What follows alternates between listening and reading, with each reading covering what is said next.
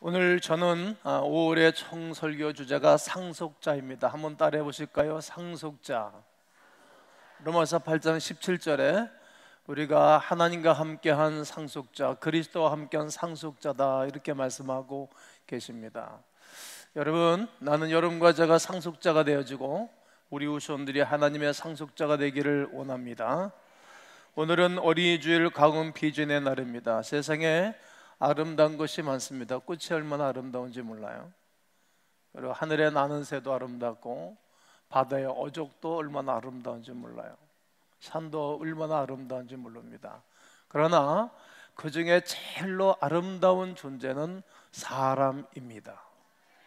사람 중에서 가장 아름다운 존재는 어린 아이들입니다. 어린 아이들 보면 얼마나 이쁜지 몰라요. 그리고 눈동자를 보면 얼마나 맑고 총명한지 모릅니다. 아이들은 하나님 우리에게 주신 최고의 선물이며 기업이며 축복입니다. 동시에 아이들은 하나님께서 우리에게 맡겨주신 가장 소중한 책임이며 또 소명이기도 합니다.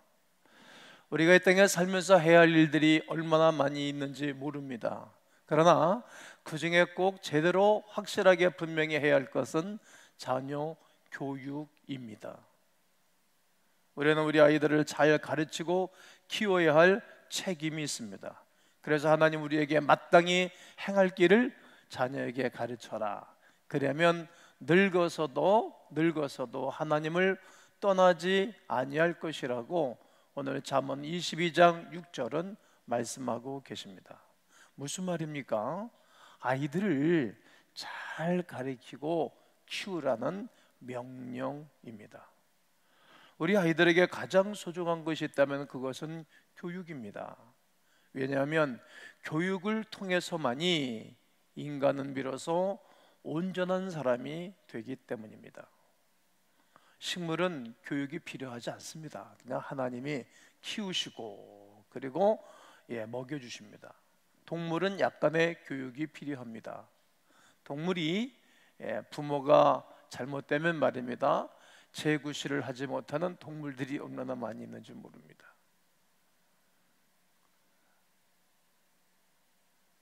약간의 교육만 있으면 재구실을 동물들은 합니다. 그러나 사람은 그러하지 않습니다. 정글북 이야기를 우리가 잘 알고 있지 않습니까? 밀림에서 아이를 잊어버렸는데도 말미암아 그 늑대들이 아이를 길렀다는 겁니다. 나중에 사람들이 이를 발견하고 인간 사이로 데리고 왔지만 그 아이는 늑대처럼 사는 겁니다. 늑대처럼 소리를 내고 핥아서 음식을 먹고 네 발로 걸어다니고, 그리고 우리 언어는 전혀 할 줄을 모르고 늑대 울음소리만 내었습니다. 적응하지 못하는 것입니다. 분명히 사람인데 늑대 행동을 하는 것입니다. 두 발로 걷지도 못합니다. 그렇습니다. 사람은 교육받은 만큼만 사람이 됩니다. 교육의 양과 질에 따라 얼마든지 사람이 달라질 수 있습니다. 어떤 환경과 어떤 조건과 어떤 사람을 통해서 교육을 받느냐에 따라서 그의 삶은 엄청난 차이가 있다는 말입니다. 더 좋은 삶을 살도록 목먹는 일이 있어도 부모는 자녀를 가르칩니다. 하지만 무작정 가르치는 것이 그렇게 중요한 것은 아닙니다. 교육의 양과 질도 아주 중요하지만 더 중요한 것이 있다면 교육의 방향입니다. 뭐라고요? 교육의 방향 말이죠. 가끔 운전할 때 보면 방향 감각을 잃어먹을 때가 있지 않습니까? 그런 적 있지요? 또 언젠가 인천공항에 지하 파킹 랏에 주차를 해놨는데 말이에요, 이거 사진을 찍어놓고서는 꼭 해외를 갈 때 가거든요. 집에 갈 때도. 근데 그거 찾기도 어려운 거예요. 새벽에 밤새도록 비행기 타고 가서 몽롱한 상태 그거 찾다가 혼났습니다. 그리고 정방향을 잃고 막 속도를 내버리면 목적지와 점점 거리가 멀어지는 것입니다. 이 방향이 이렇게 중요한 것입니다. 빨리 가면 빨리 갈수록 더 멀어집니다. 빨리 가는 것, 열심히 가는 것도 아주 중요하지만 방향을 제대로 잡았는가가 더 중요합니다. 교육 마찬가지입니다. 우리나라처럼 교육에 대한 열정적인 나라도 그렇게 많지 않습니다. 우리나라 사람들은 먹고 남은 돈으로 공부시키지 않습니다. 공부시키고 남은 돈으로 먹고, 공부시키고 남은 돈으로 자기의 생활에 필요한 돈을 지출합니다. 그래서 우리나라 아이들은 거의 모두가 엄청난 교육의 양을 받으면서 어린 시절을 지내곤 합니다. 심각한 문제는 교육의 내용과 방향이 잘못되었다는 것입니다. 잘하는 것, 열심히 하는 것도 아주 중요하지만 올바른 방향을 잡고 자녀 교육을 시키는 것이 더 중요한 것입니다. 매우 유감스럽게도 우리나라는 교육을 열심히 하면 열심히 할수록 인간이 파괴되고 사회가 나빠지는 구조를 가지고 있습니다. 하나님은 우리에게 마땅히 행할 것을 나에게 가르쳐라, 이렇게 말씀하고 있습니다. 그렇다면 우리에게 가르쳐야 할, 마땅히 해야 할 일들은 어떤 것이라고 생각하십니까? 그냥 목사가 상투적인 말로 이렇게 말씀드린다고 생각하시면 아니 됩니다. 우리가 아이들에게 가르쳐야 할 마땅한 길은 하나님의 법을 가르치는 것입니다. 하나님의 율법을 가르치는 것입니다. 하나님의 말씀을 가르쳐야 하는 것입니다. 하나님의 말씀이 삶의 법도이기 때문입니다. 우리 아이들에게 하나님의 법을 가르쳐야 합니다. 그렇다면 하나님의 법, 하나님의 율법은 어떤 것입니까? 마태복음 22장 35절로 40절에 보면 그 중에 한 율법사가 예수님을 시험하여 질문을 하는 것입니다. 선생님, 율법 중에 어느 것이 크니까? 이렇게 질문을 하니 주님이 대답하시기를 네 마음을 다하고 목숨을 다하고 뜻을 다하여 주 너의 하나님을 사랑하라 하십니다. 하나님을 사랑하면 우상을 만들지 않겠죠? 하나님을 사랑하면 우상에 절하지 않겠죠? 하나님을 사랑하면 하나님의 이름을 망명되이 끌지 않겠죠? 하나님을 사랑하면 거룩한 주의를 지킬 것입니다. 그것이 하나님을 사랑하는 것입니다. 아주 간략하게 10계명의 1계명서부터 4계명 말씀을 간략하게 줄여 말씀하셨고, 네 이웃을 네 몸처럼 사랑하라 이렇게 말씀하신 것은 주님을 사랑하고 사람을 사랑하면 부모를 공경하겠지요, 거짓말하지 않겠죠, 이웃의 것을 탐내지 않겠죠, 다른 여인 다른 남자를 탐내지 않겠죠, 그리고 거짓 증거하지 않겠죠. 하나님을 사랑하고 사람을 사랑하는 것이 첫째 계명이고 둘째 계명이다. 이는 선지자의 율례와 규례다라고 주님이 말씀을 하십니다. 아주 간단하게 말씀하셨습니다. 하나님은 사랑하고 사람을 사랑하는 것이다. 할렐루야. 하나님을 사랑하고 사람을 사랑하는 것입니다. 아이들에게 가르쳐야 할 하나님의 율법은, 하나님의 말씀은 추상적이지가 않습니다. 그냥 간략하게 쉽게 말씀하셨습니다. 하나님을 사랑할 줄 아는 아이, 사람을 사랑할 줄을 아는 아이로 양육하고 키우라는 말입니다. 하나님을 사랑하기 위하여, 하나님을 사랑하기 위하여 공부하고 돈 벌고 출세하는 아이들을 길러낸다면 이보다 더 좋은 교육이 어디 있겠습니까? 최고의 교육은 두 가지입니다. 하나님을 사랑하는 것, 사람을 사랑하는 것입니다. 사단은 우리를 파멸하기 위하여 유혹을 했습니다. 사단은 선악과를 먹고 하나님같이 되라고 유혹을 하였습니다. 창세기 3장 4절과 5절에 뱀이 여자에게 이르되 너희가 결코 죽지 아니할 거다. 너희가 그것을 먹는 날은 너희 눈이 밝아져서 하나님같이 되어 선악을 알 줄을 하나님이 아시느니라. 선악과를 먹고 난 다음에 아담과 하와가 달라진 것이 무엇입니까? 방향이 달라졌습니다. 그리고 목적이 달라진 것입니다. 타락한 인간의 모습은 방향과 목적이 달라진 것으로 변한 것입니다.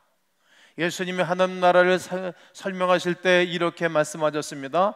나라의 임하옵시며 뜻이 하늘에서 이루어진 것 같이 땅에서도 이루어지이다. 그 유명한 주기도입니다. 주님이 제자들에게 가르쳐주는 기도이고 오늘도 우리는 이 기도를 해야 합니다. 나라의 임하옵시고, 즉 하나님의 나라를 기대하라는 말입니다. 나를 통하여 하나님의 나라가 이 땅에 세워지는 것입니다. 우리를 통하여 하나님의 그 놀라운 사랑과 은혜가 이 땅에 세워지도록 기도를 시키셨고, 그렇게 사는 사람들이 하나님의 사람들의 삶입니다. 기대하는 것입니다.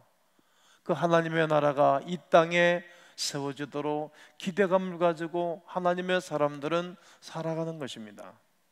우리의 삶의 목표와 방향이 온전히 하나님께로 향하면 모든 것이 아름다워집니다. 천국에 있는 사람들은 모두 다 하나님을 사랑하는 사람들의 공동체입니다. 왜 그렇습니까? 하나님께 집중되어져 있기 때문입니다. 무엇을 하든지 하나님의 뜻과 모두 통합니다. 하나님을 사랑하니까 자연스럽게 사람들을 사랑할 수밖에 없습니다. 하나님을 향한 수직적인 사랑과 사람을 향한 수평적인 사랑이 조화를 이루고 아름답게 이루어져 가는 것입니다. 삶의 방향이 하나님께로 향하면 세상은 자연히 하나님의 나라가 됩니다.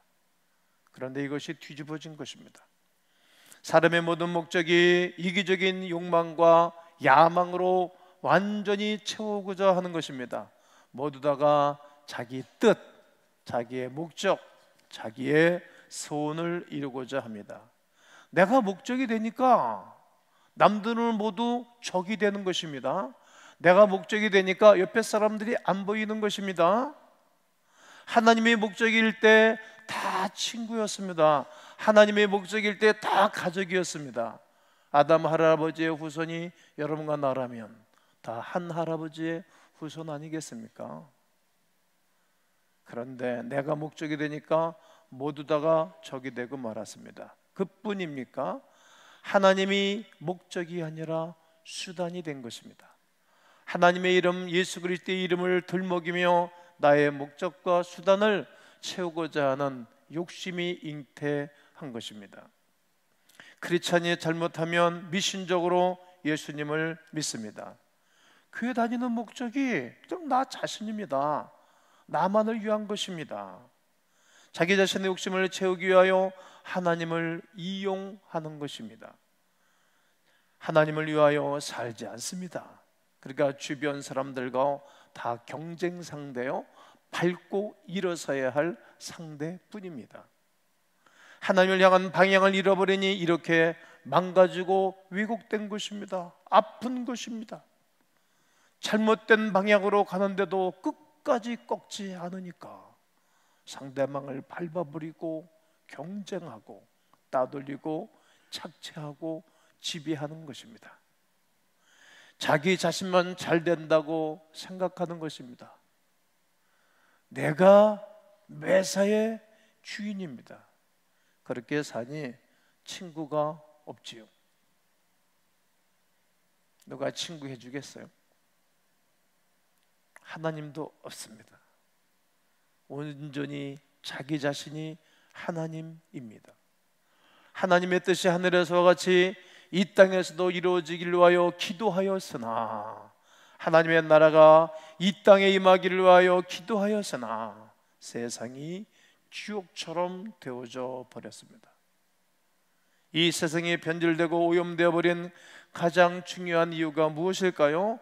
선악과를 따먹고 인간의 삶의 방향이 뒤집어진 것입니다. 반대로 가는 것입니다.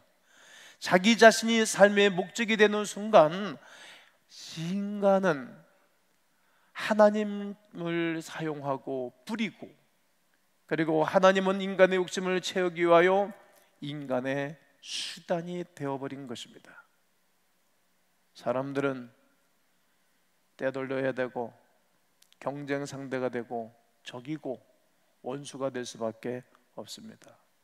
그래서 안심하고 평안을 누릴 수가 없는 것입니다. 이러한 세상 가운데 우리가 무엇을 해야 합니까? 어떻게 해야 되는 것입니까?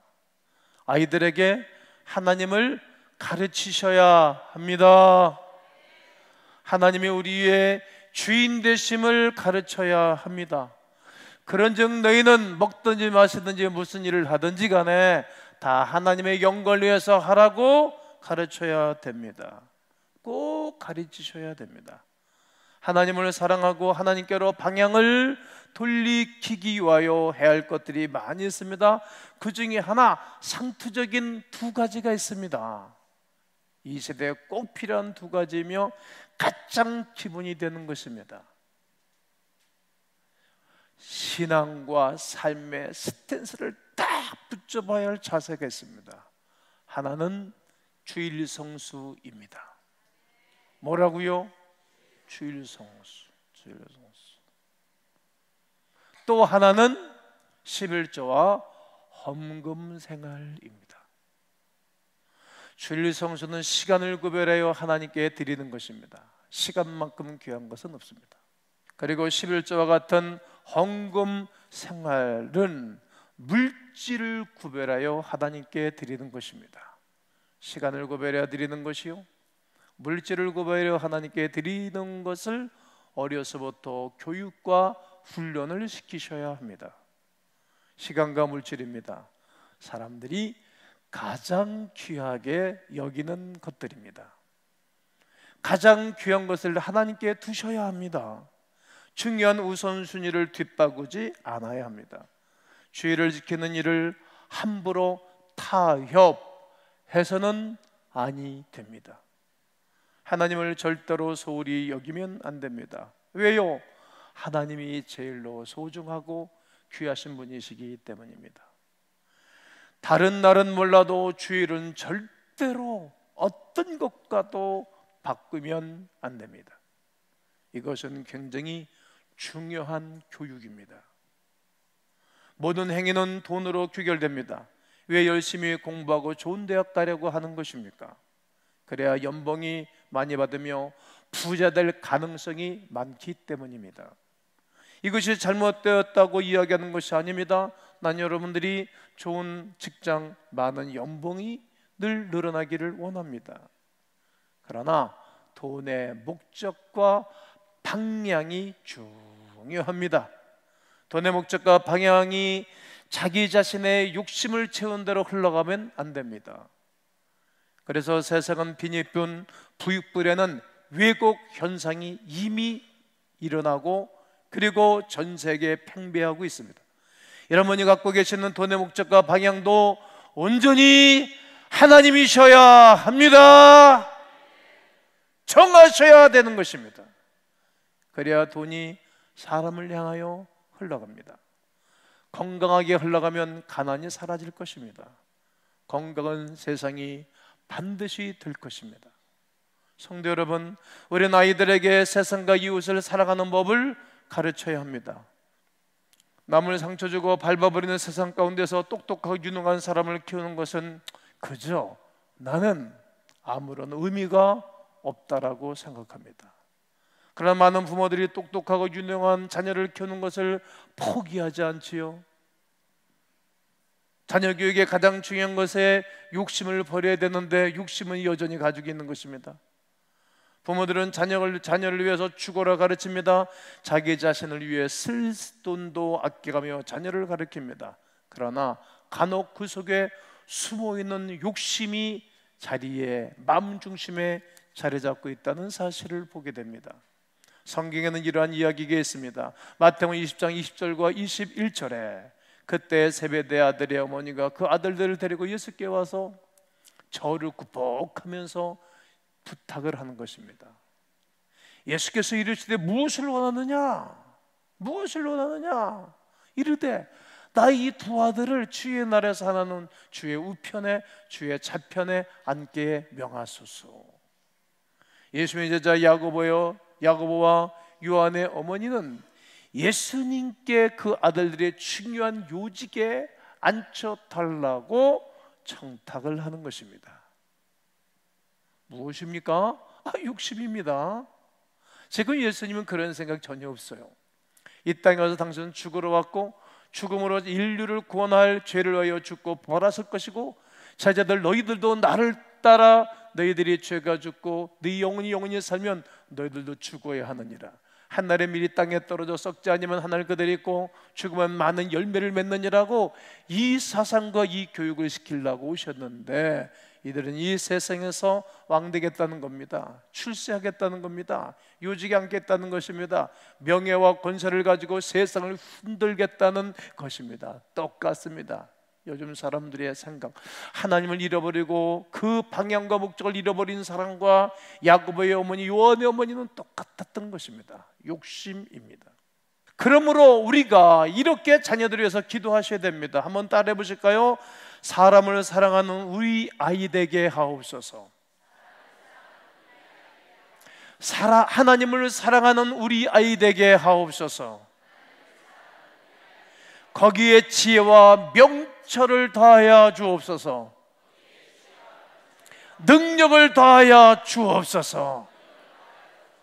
방향이 잘못됐는데 공부만 하면 뭐 하겠어요? 방향이 잘못됐는데 돈을 많이 가지면 뭐 하겠어요?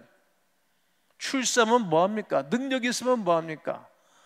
그런 사람들이 세상의 권력을 잡고 세상을 다스리면 만 명을 살리고 만 명을 먹여 살리는 사람들이 아니라 만 명 잡아먹는 사람들이 되는 것입니다. 세상은 우리의 잘못된 교육 목적, 방향, 욕심 때문에 송두리째 망가져가고 있습니다. 선악과를 먹고 타락함으로 바뀐 삶의 목적과 방향 때문이지요. 자녀들을 정말 사랑한다면 방향과 목적을 바꾸셔야 합니다. 하나님의 법을 가르치셔야 합니다. 하나님을 사랑하고 사람을 사랑하는 사람으로 여러분과 제가 잘 가르쳐서 예수님 오실 때 칭찬받는 하나님의 사람들이 되시기를 주의 이름으로 축원합니다.